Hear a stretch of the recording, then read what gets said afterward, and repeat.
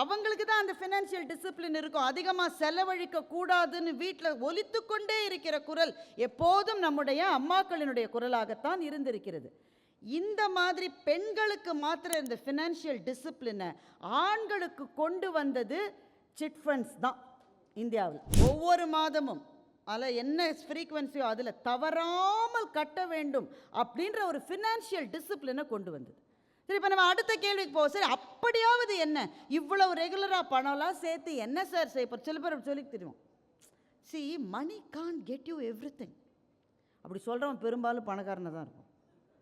அவங்க மாத்திரம் சேர்த்துப்பாங்களாம், அவங்க எல்லா சௌகரியங்களையும் அனுபவிச்சுப்பாங்களாம்.